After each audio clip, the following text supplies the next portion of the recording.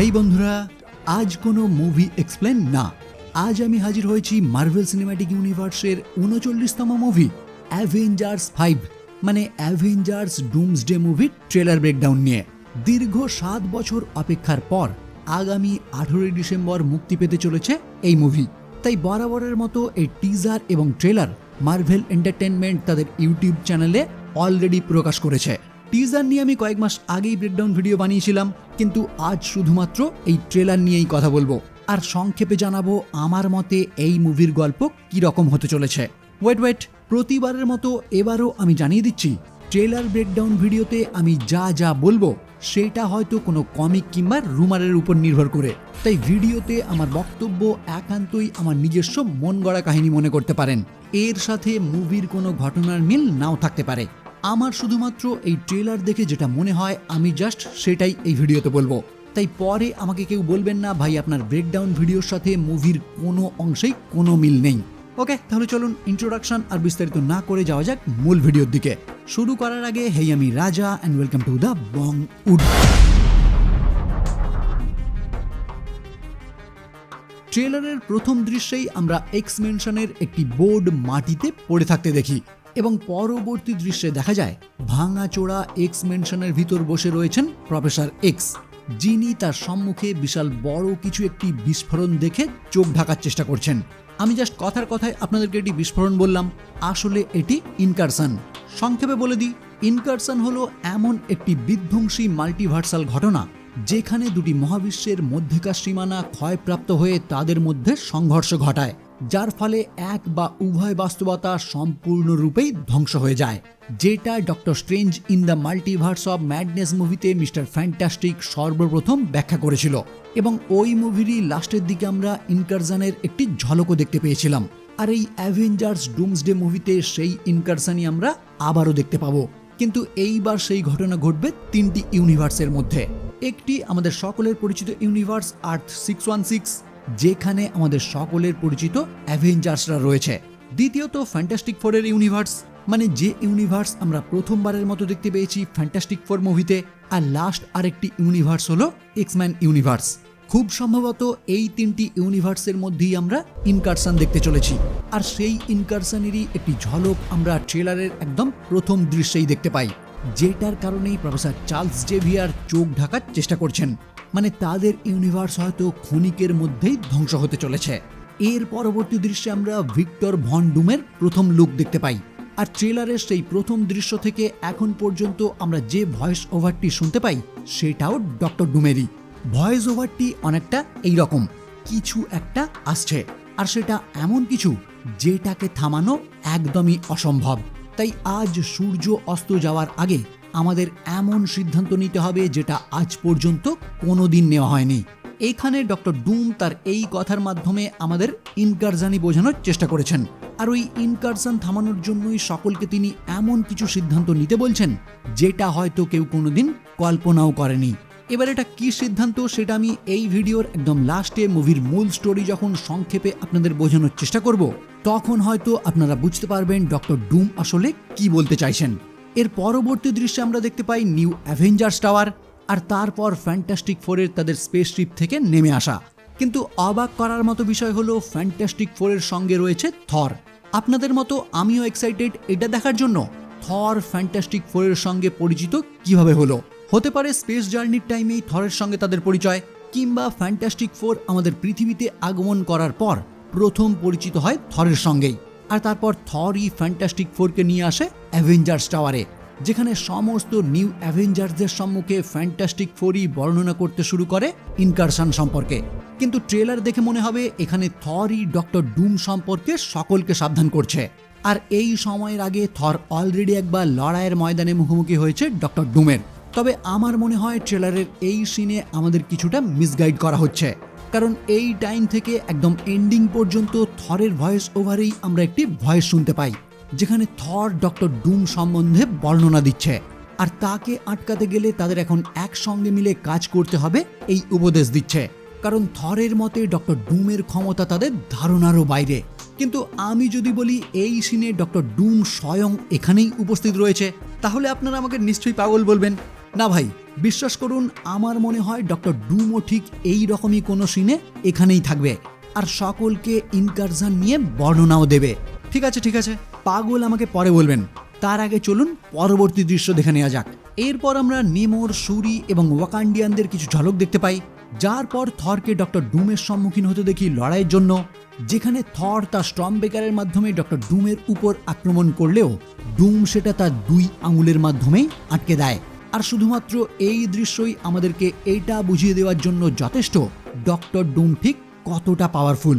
Anyway, এরপর সাইক্লপসের সেই দৃশ্য যেটা আমরা এর আগেই টিজারে দেখেছি, আর তারপর এক্স মেনশনের ভিতর গ্যাম্বিট এবং সাংচির একটি ফাইটিং সিকোয়েন্স, আর এরপরই আমরা দেখতে পাই লোকিকে, সঙ্গে ক্যাপ্টেন আমেরিকার হাতে থাকা একটি টিভিএ কার্ডও। না, আমি এখানে হাত দেখে বুঝতে পারিনি যে এটা ক্যাপ্টেন আমেরিকার হাত। আমি শুধুমাত্র গেজ করেছি এটা ক্যাপ্টেন আমেরিকার হাতই হতে পারে, কারণ রুমার অনুযায়ী লোকি ক্যাপ্টেন আমেরিকার বাড়িতে উপস্থিত হবে তাকে সাবধান করার জন্য। কি ভাবছেন, কি বিষয়ে সাবধান করার জন্য? ওই যে ক্যাপ্টেন আমেরিকা টাইম ট্রাভেল করে পিছনে ফিরে গিয়ে পেগি কাটারের সঙ্গে সংসার করতে শুরু করেছিল, সেটা টিভিএ রুলসের বাইরে। মানে এই দৃশ্য হতে পারে লোকি যখন পুরো টিভিএ ক্যাপচার করে ফেলবে তার আগের। মানে আমি কিভাবে একটা ভিডিওর মাধ্যমে আপনাদেরকে এই কথাগুলো বলবো আর এখানে কি ফুটেজ ইউজ করব, এইটা ভেবেই আমি স্ক্রিপ্ট আরও ছোট করে দিচ্ছি। ভাবছি একদিন লাইভে আসবো আর আপনাদের বলবো যে আমার এই বিষয়ে চিন্তা ভাবনাটা ঠিক কী রকম। এনিওয়ে, মজা করলাম। এর পরবর্তী দৃশ্যে ফ্যান্টাস্টিক ফোরের সঙ্গে ওয়াকান্ডিয়ানদের একটি মিট আপ দৃশ্য দেখতে পাই, যদিও আমার মনে হয় এর আগেই এদের দেখা হয়েছে।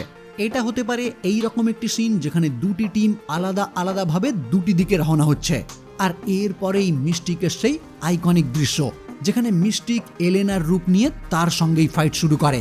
আর খুব সম্ভবত এই ফাইটিং দৃশ্যটি এক্স মেনশনের ভিতরেই, মানে আমাদের নিউ অ্যাভেঞ্জার্স এবং ফ্যান্টাস্টিক ফোর সকলেই এক্সম্যান ইউনিভার্সে উপস্থিত হবে বিশেষ কোনো কারণে, যেখানে প্রথম দিকে তাদের মধ্যে ফাইটিং শুরু হলেও পরবর্তীতে তারা কিন্তু একসঙ্গেই কাজ করতে শুরু করবে। এরপর আবারও সকলেরই ছোট ছোট কিছু দৃশ্য, আর তারপর ফাইনালি লাস্ট টাইমে আমরা দেখতে পাই স্টিভ রজারকে, যাকে সামনে দেখে থরও অবাক হয়ে যায়। কিন্তু মিওলনির হাতে নেওয়ার পর থর কিছুটা হলেও তাকে বিশ্বাস করতে শুরু করে। আমার মনে হয় এরপর ক্যাপ্টেনই লোকির সেই কার্ড থরকে দেখাবে, আর থরও ভাইয়ের সঙ্গে লাস্ট টাইম দেখা করার জন্য উদ্বেগ প্রকাশ করবে। ফলে তখনই ওই কার্ডের মাধ্যমে ক্যাপ্টেন এবং থর দুজনই উপস্থিত হবে টিভিএতে। কিন্তু দুর্ভাগ্যের বিষয় ততক্ষণে টিভিএর গল্প শেষ। আরে আমি এইসব কি বলছি, আমার মনে হয় বলে আমি বলছি আর আপনারা শুনে যাবেন। মুভির সঙ্গে কিন্তু এই সমস্ত গল্পের কোনো মিল নাও থাকতে পারে, সেটা আমি আগেই আপনাদের বলেছি। এরপরেও যদি আপনারা শুনতে ইন্টারেস্টেড থাকেন তাহলে চলুন একদম প্রথম থেকে বলা যাক। ট্রেলারের পুরো দৃশ্য আমি বর্ণনা দিয়ে দিয়েছি, এবার একদম সংক্ষেপে আপনাদের বলবো আমার মতে এই মুভির গল্প কীরকম হতে পারে। আরেকটি কথা, এরপর কন্টিনিউ করলে কিন্তু পুরো মুভি দেখার মজাটাই স্পয়েল হয়ে যেতে পারে, তাই সম্পূর্ণ নিজের দায়িত্বে দেখবেন। ফ্যান্টাস্টিক ফোর মুভির পোস্ট ক্রেডিট সিনের কথা আপনাদের নিশ্চয়ই মনে আছে, যেখানে ডক্টর ডুম উপস্থিত হয় ফ্র্যাঙ্কলিনের সম্মুখে। প্রথমত তো ডক্টর ডুম দেখতে চাইছিল তার লক্ষ্য পূরণের জন্য ফ্র্যাঙ্কলিনের ক্ষমতা তার কতটা কাজে লাগবে, আর দ্বিতীয়ত রিড এবং সুজানের সঙ্গে দেখা করে তাদেরকে জানানো খুব তাড়াতাড়ি তাদের ইউনিভার্স ধ্বংস হতে চলেছে, কারণ তাদের ইউনিভার্সের সঙ্গে আরও 2 ইউনিভার্সের ইনকারশন ঘটবে, যেটা থেকেই কিভাবে রক্ষা পাওয়া যায় সেই নিয়ে আলোচনা করেই তারা উপস্থিত হবে আর্থ 616-এ। যে কারণেই আমি ট্রেলারের দৃশ্য বিশ্লেষণ করার টাইমে বলেছিলাম এই দৃশ্যে আমার মনে হয় ডক্টর ডুমও এখানেই রয়েছে। তো এখানকার সুপার হিরোদের ইনকারশন নিয়ে বর্ণনা দেওয়ার পর সেটা কিভাবে আটকানো যায় এটাও যখন ডক্টর ডুম জানাবে, তখনই তারা একটি গ্রুপ উপস্থিত হবে এক্সম্যান ইউনিভার্সে, যাতে সমস্ত ইউনিভার্সের সুপার হিরোরা মিলে তাদের নিজেদের ইউনিভার্সকে বাঁচাতে পারে। কিন্তু ডক্টর ডুমের প্ল্যান আসলে পুরোটাই আলাদা। সে চায় এই সম্পূর্ণ মহাবিশ্বকে পুরোপুরি ধ্বংস করে ব্যাটেল ওয়ার্ল্ড নামক একটি নতুন জগৎ তৈরি করতে, যেখানে ডক্টর ডুমই হবে একমাত্র সম্রাট। কিন্তু এই যে একটু আগেই বললাম, থর এবং ক্যাপ্টেন টিভিএতে উপস্থিত হওয়ার পর বুঝতে পেরে যাবে ডক্টর ডুম আসলে এই ইনকারশন থামাতে চায় না। সে চায় সমস্ত কিছুই ধ্বংস করে নতুন এক জগৎ তৈরি করতে, কারণ খুব সম্ভবত ডুমই টিভিএর সমস্ত কিছু ধ্বংস করে লোকিকেও হত্যা করেছে। ফলে ডক্টর ডুমের আসল লক্ষ্য বুঝতে পারার পরেই শুরু হবে 3 ইউনিভার্সের সুপার হিরোদের সঙ্গে ডক্টর ডুম এবং তার ডুম বট বাহিনীর মধ্যে লড়াই। শুনতে খারাপ লাগলেও আমাকে বলতেই হবে, ডক্টর ডুম এই মুভিতে আমাদের সমস্ত সুপার হিরোদের পরাজিত করে জয়লাভ করবে। এবং একই সঙ্গে 3টি ইউনিভার্সও ইনকারশনের ফলে ধ্বংস হয়ে যাবে। কিন্তু হিরোদের পরাজয় তো এইভাবে মেনে নেওয়া যায় না, যে কারণেই 1 বছর পর এই ডিসেম্বরেই আবারও মুক্তি পাবে সিক্রেট ওয়ার্স, যেখানে আমাদের হিরোরা আবারও হয়তো সব কিছু ঠিক করে দেবে, ঠিক অ্যাভেঞ্জার্স এন্ড গেমের মতো। আমি আবারও বলছি, এই ঘটনা আমি যে বললাম এটা কিন্তু মুভি রিলিজ হওয়ার পর সম্পূর্ণ ভুল প্রমাণিত হতে পারে, তাই আমাকে এই বিষয়ে পরবর্তীতে কিচ্ছু বলবেন না।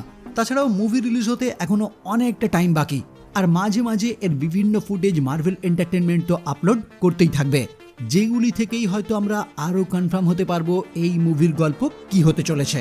আর হ্যাঁ, সেপ্টেম্বরের 25 তারিখ অ্যাভেঞ্জার্স এন্ড গেম আবারও থিয়েটারে রিলিজ হতে চলেছে, যেখানে এক্সট্রা কিছু ফুটেজও অ্যাড হবে বলে শোনা গেছে, যেই ফুটেজগুলি সরাসরি কানেক্ট করবে এই ডুমসডে মুভির সঙ্গে। তাই এন্ড গেম আবারও দেখার পর হয়তো আরও একটু ক্লিয়ার হওয়া যাবে এই মুভির গল্প কি হতে পারে। আমি তো আবারও থিয়েটারে যাব এন্ড গেম দেখতে। আমার মতো আপনারাও কি কেউ আছেন যে আবারও থিয়েটারে এই মুভি দেখার জন্য ইন্টারেস্টেড? অবশ্যই কিন্তু কমেন্টে জানাবেন। ওকে, তাহলে আজকের মতো এই পর্যন্তই।